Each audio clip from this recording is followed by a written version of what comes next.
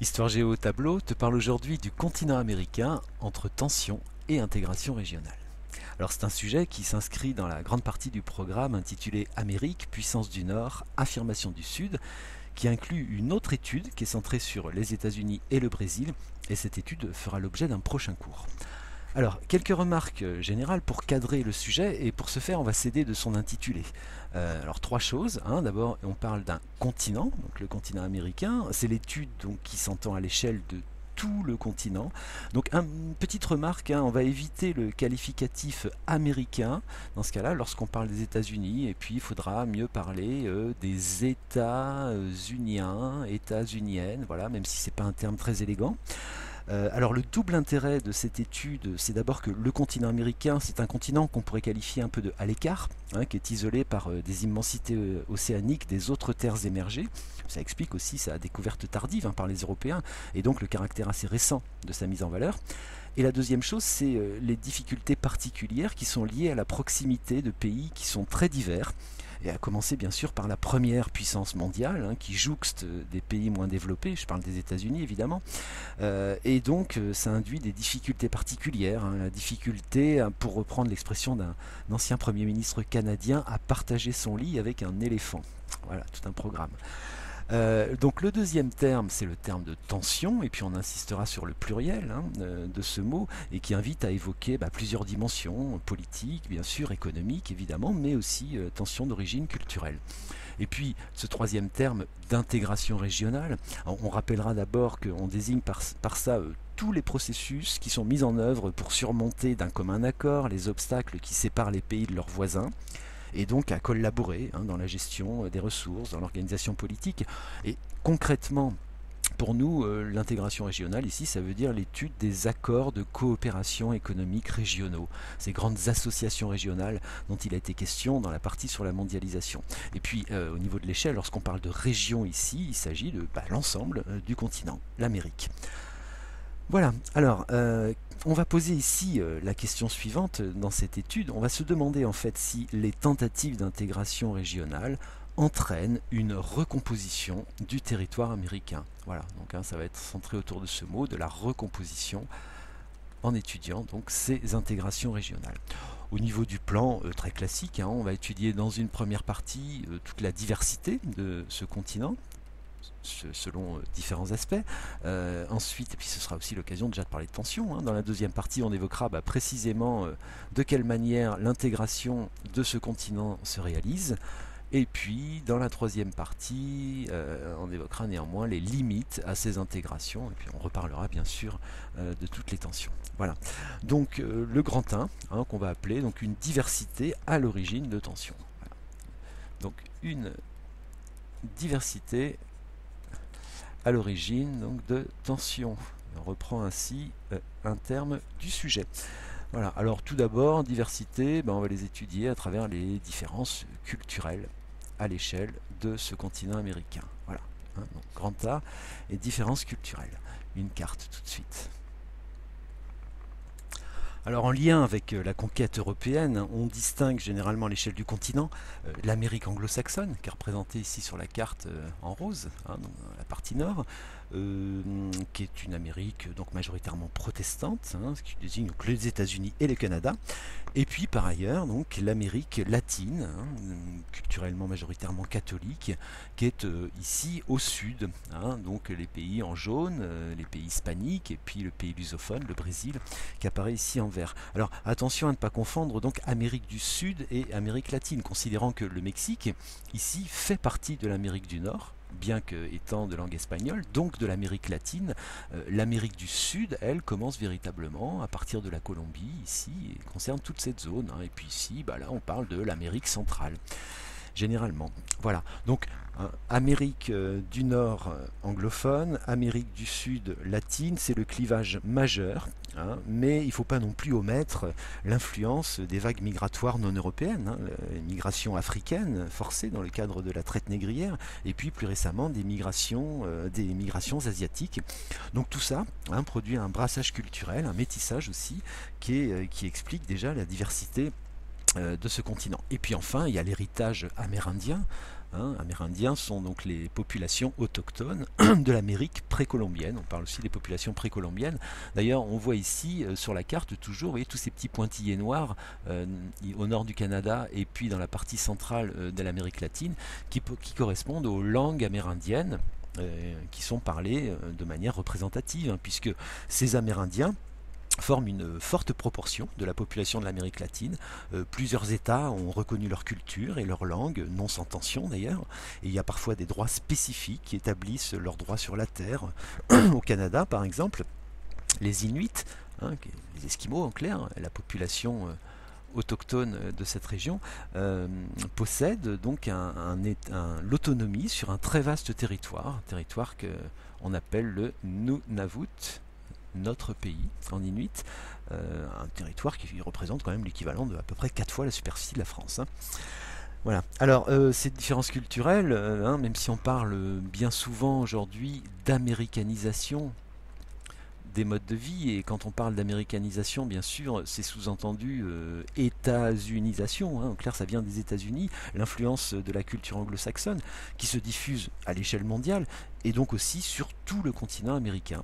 Donc ça, c'est une composante essentielle, bien sûr, de ces tensions aussi culturelles, mais il ne faut pas oublier également que l'influence hispanique, de son côté, progresse aussi, en particulier dans le sud des États-Unis, depuis la Californie jusqu'à la Floride.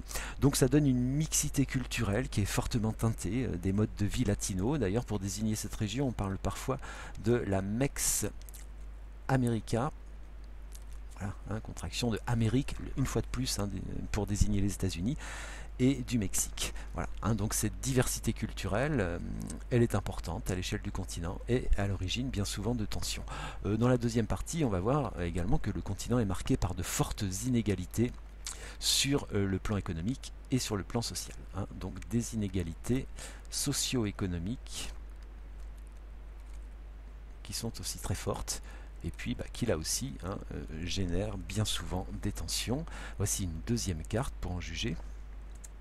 Alors, pour le dire vite, cette carte elle oppose une Amérique du Nord riche et puis une Amérique latine beaucoup plus fragmentée et contrastée. Elle souligne, cette carte, la fracture nord-sud. Alors c'est une carte par anamorphose qui donc indique le PIB par État. Et bon, on retrouve sur beaucoup d'autres cartes, avec d'autres indicateurs d'ailleurs, cette fracture entre le nord et le sud. Je vous renvoie au cours sur la mondialisation. Voilà, enfin, bon, le mérite de cette carte, vous voyez, c'est qu'en exagérant les surfaces, elle montre bien l'écrasante domination sur le plan économique de l'Amérique du Nord et en particulier des États-Unis sur l'ensemble du continent. Pour l'Amérique latine, je parlais de fragmentation, de contraste. Voici tout de suite une deuxième carte qui permet d'en juger de manière un petit peu plus précise. Il s'agit cette fois-ci d'une carte de l'indice de développement humain qui date de 2013 et qui en l'état rend déjà compte des contrastes très importants à l'échelle du continent, d'autant qu'on constate depuis le début du XXIe siècle un renouveau à l'échelle de cette Amérique latine, mais qui n'est pas le même pour tous. Il y a une nouvelle Amérique latine qui est en marche, qui se distingue des pays en voie de développement de d'autres continents par une stabilité politique dans un cadre démographique qui est accompagné d'une forte croissance économique et de progrès sociaux significatifs. Et donc grossièrement, il y aurait deux Amériques latines qui se dessinent, celle qu'on peut appeler l'Amérique émergente, qui a bénéficié de la croissance par une insertion importante dans la mondialisation, en signant des accords commerciaux avec l'Union européenne ou avec l'Asie. Quand on parle de cette Amérique émergente, on parle essentiellement du géant latino-américain qui est le Brésil, mais on parle aussi de l'Argentine et on parle par exemple du Chili. Et puis il y a celle qu'on pourrait désigner comme l'autre Amérique, qui est dans une grande diversité de situations, avec des pays qui ont des ressources importantes, ressources pétrolières. Je pense en particulier au Venezuela, qui est un des principaux producteurs de pétrole au monde. Et puis des pays qui à l'inverse sont très défavorisés. On trouve un pays qui fait partie de la catégorie des PMA, qui est Haïti, ici, là, en Amérique centrale, sur l'île de Saint-Domingue. Voilà, donc grande diversité de situations de cette autre Amérique. Et puis, malgré ces changements récents qu'on évoquait en Amérique latine et l'émergence de nouveaux pays, il faut bien reconnaître que la domination des États-Unis, il reste très forte, hein. Alors les États-Unis, c'est le premier partenaire commercial de tous ces pays du continent, que 50% des IDE, hein, c'est ces investissements directs à l'étranger, donc 50% des IDE qui arrivent dans les pays américains proviennent des États-Unis, que par ailleurs les États-Unis c'est le premier pays d'accueil des migrants, hein, des migrants d'origine donc américaine des autres pays, avec en retour les remises. Vous savez, les remises, c'est l'argent que les migrants renvoient chez eux. D'ailleurs, à propos de l'Amérique latine, on parle des remesas, hein, exactement la même chose en espagnol, qui bien souvent atténuent les difficultés des pays d'origine. Voilà, donc vous voyez comment on a balayé à travers ces aspects d'abord culturels et puis socio-économiques dans la première partie.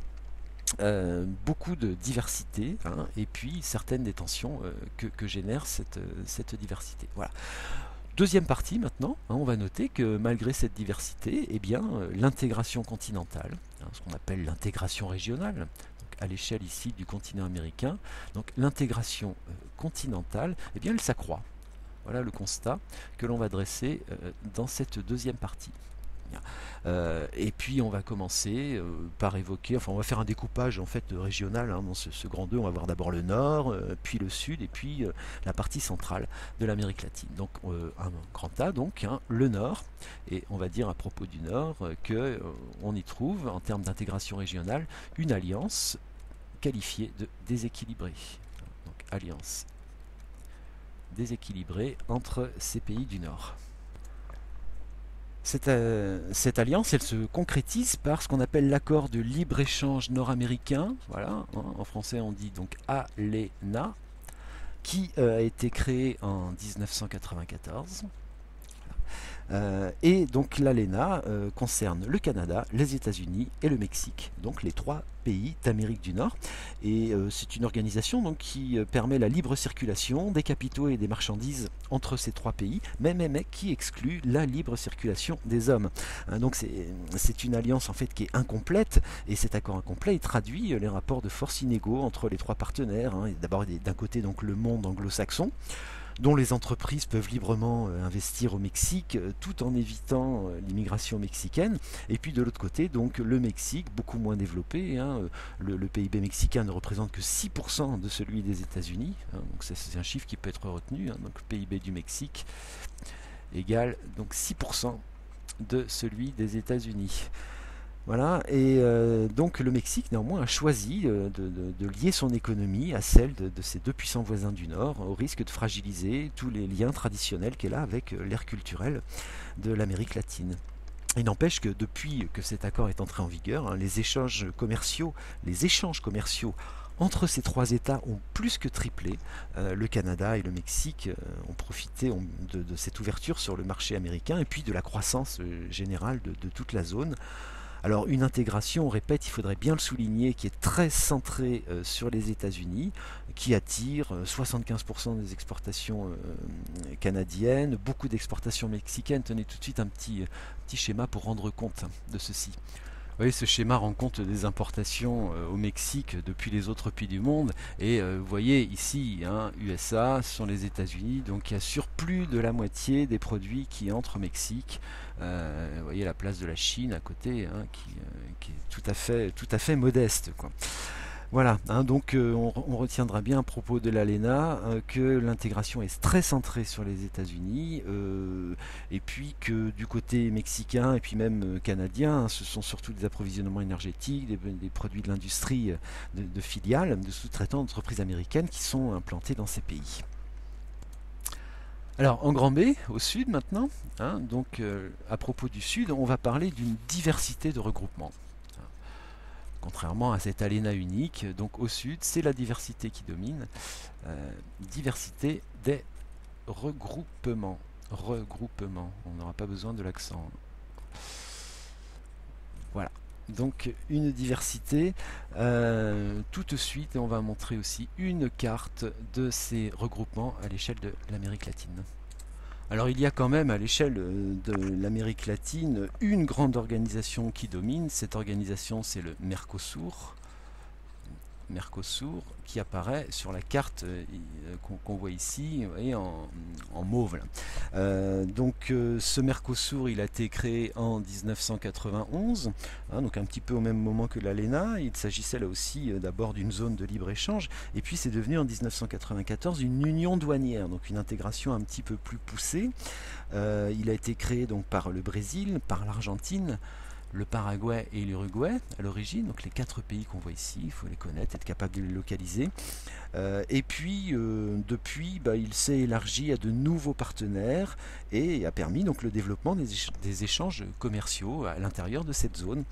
Mais cette intégration, là aussi, il faut souligner qu'elle se réalise entre des pays qui sont de poids très inégaux, et que c'est le Brésil, la puissance régionale du Sud ici, qui en tire surtout profit en raison de son émergence récente. Et puis, vous le voyez sur cette carte, il existe d'autres alliances régionales à l'échelle de l'Amérique latine. On voit ici sur cette carte, par exemple, la communauté andine des nations, qui regroupe les pays comme la Colombie, l'Équateur, le Pérou, la Bolivie, sont tous les pays avec un petit rectangle gris.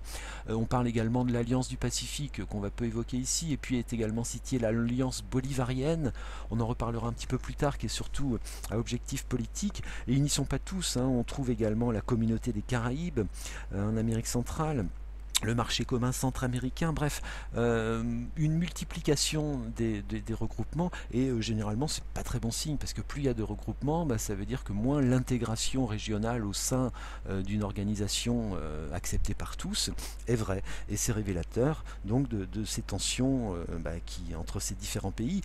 Même si il faut préciser que globalement on peut dire que l'intégration à l'échelle de l'Amérique latine, elle progresse depuis le début du XXIe siècle.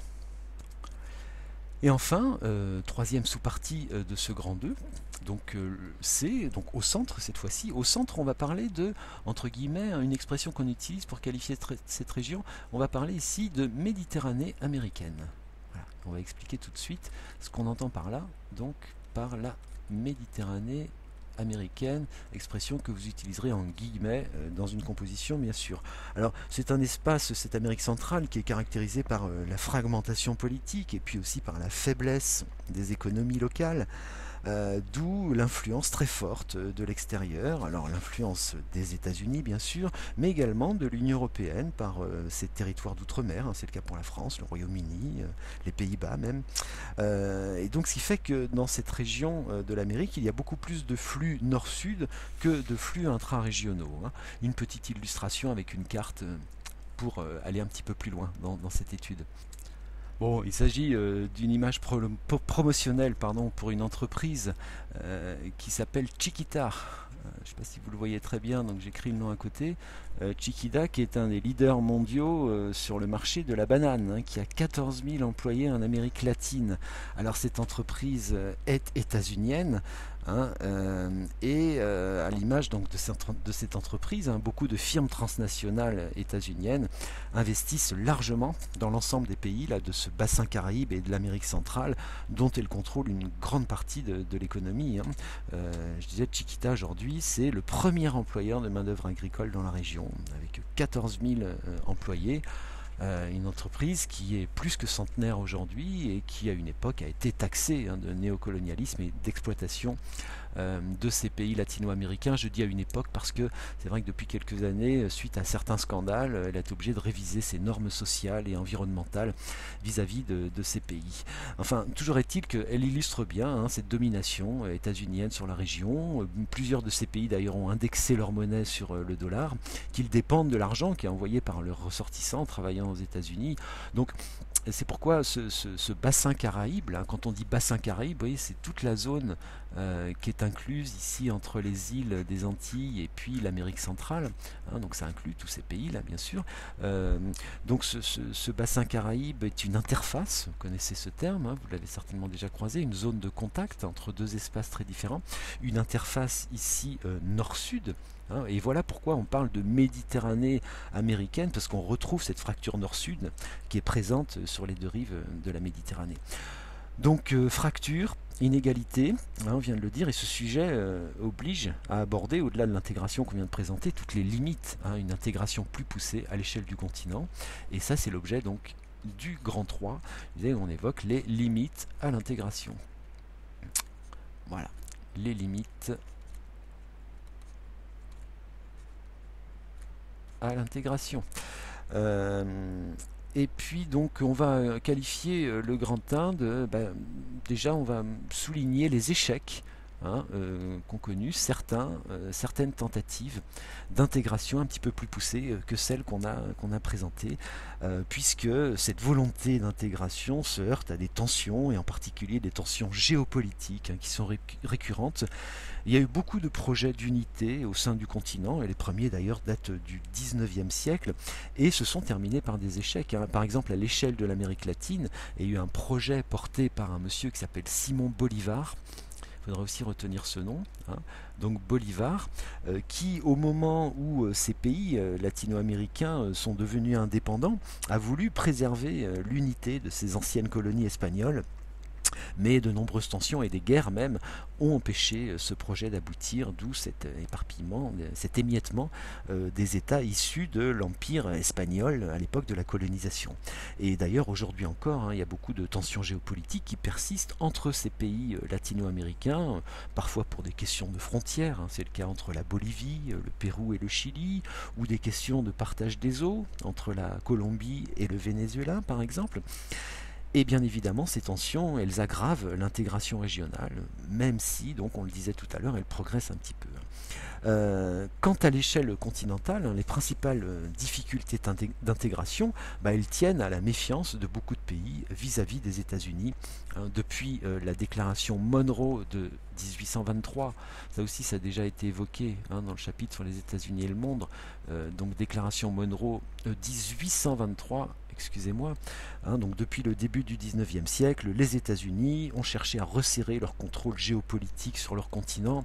Voilà tout de suite une petite illustration qui date du début du 20e siècle et qui rend compte aussi de ce contrôle des États-Unis.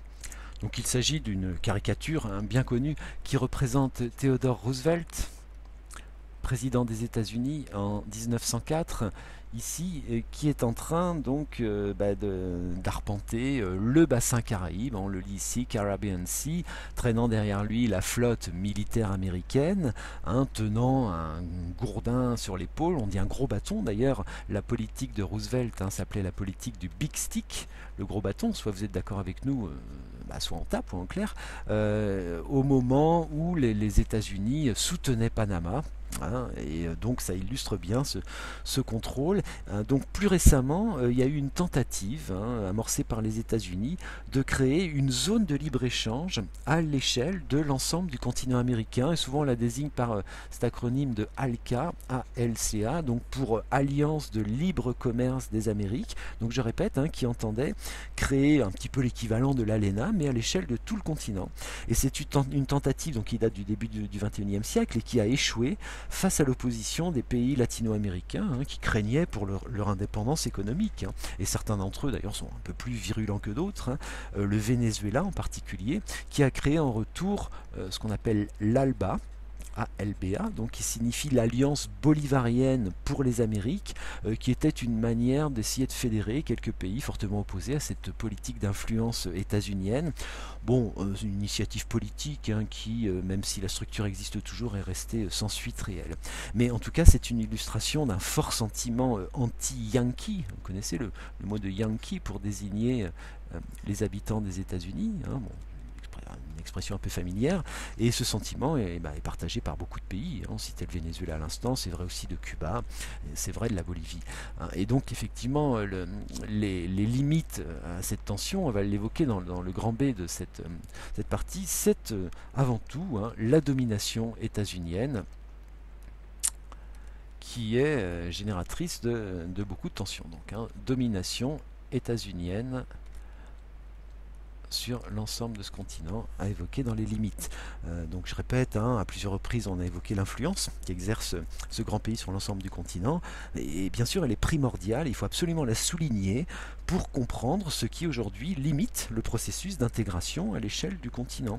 Pour l'illustrer à une autre échelle, hein, à l'échelle locale, et peut-être pour mieux comprendre les différents aspects de cette domination, je vous propose de focaliser sur l'exemple de la frontière entre les États-Unis et le Mexique, un exemple qui revient souvent, hein, dans les manuels de géographie, pour expliquer cette différence de part et d'autre de la frontière. C'est une photo aérienne, hein, de la frontière au niveau de la ville de San Diego, en bordure de l'océan Pacifique, en Californie. Donc on aperçoit ici très bien, hein, le mur de séparation, donc matérialisation de cette frontière. Le côté états-unien est à gauche sur l'image ici. Oui, très peu urbanisé, en tout cas sur cette photo. Et puis ici le Mexique, avec une densité d'habitat beaucoup plus importante et une activité qui est précisément lié à la frontière. Et vous voyez, ce différentiel sur cette image est la traduction spatiale, hein, de cette frontière, avec un espace urbain qui matérialise alors une coupure certes, mais aussi une forme d'intégration particulière, hein. C'est un peu le paradoxe de cette frontière, puisque elle met en contact des territoires dont la complémentarité stimule les échanges, et donc il y a une intégration de fait au sein de cet espace qu'on qualifiait tout à l'heure de Mex America. Et en clair, ça génère, et ça vous pourrez retenir l'expression, hein, ça génère ce qu'on appelle des flux dissymétriques, des flux dissymétriques de part et d'autre de cette frontière, c'est-à-dire depuis les États-Unis vers le Mexique. Ici, on va avoir des investissements directs étrangers, des capitaux, donc des entreprises américaines qui vont investir dans des usines de l'autre côté de la frontière, et puis en échange, depuis le Mexique, vont revenir vers les États-Unis des produits manufacturés. Voilà. Donc un exemple de cette dissymétrie, de la même manière qu'on peut voir circuler donc dans un sens des États-Unis vers le Mexique, pour ce qui est des flux humains, des flux de touristes, tandis que dans le même temps, de l'autre côté, on a des flux de migrants depuis le Mexique, et puis ils viennent aussi de l'ensemble des autres pays latino-américains, de manière légale ou illégale, vers les États-Unis, des trafics en tout genre, hein. On voit circuler donc des États-Unis vers le Mexique de l'argent illégal en échange de drogue, d'armes dans l'autre sens, hein. Voilà, hein, autant de flux qui sont générés par l'existence de cette frontière. Voilà pourquoi on parle ici d'un paradoxe, parce que donc on a ce qu'on va appeler des dynamiques d'intégration. Hein, on vient d'en prendre quelques exemples, ça. Donc des dynamiques d'intégration fonctionnel en clair, qui repose sur des logiques de fracture. Hein. Donc c'est parce qu'il y a fracture, parce qu'il y a différentiel, qu'il y a des flux qui sont générés. Et ces fractures sont à l'origine de violences, de barrières, hein, on le voit ici, et il y a également tous ces mafias, ces cartels qui se développent en lien avec la présence de ce grand géant, hein, juste à côté. Voilà, donc hein, la présence des États-Unis, elle est véritablement à souligner à tout moment dans ce sujet. Donc, pour conclure et répondre à la problématique, hein, on peut dire que oui, très clairement, il y a bien une recomposition dans les équilibres politiques et économiques à l'échelle du continent américain, que cette recomposition est récente, qu'elle est liée à la stabilisation politique, hein, du monde latino-américain, qui a longtemps été marqué par des dictatures et puis des démocraties qui étaient en panne, mais surtout et plus récemment à l'insertion croissante dans la mondialisation de tous ces pays qui a permis l'émergence de puissances régionales, hein, comme le Mexique et surtout le Brésil. Néanmoins, cette émergence, elle se heurte toujours et encore à l'influence états-unienne qui reste essentielle dans cette région du monde.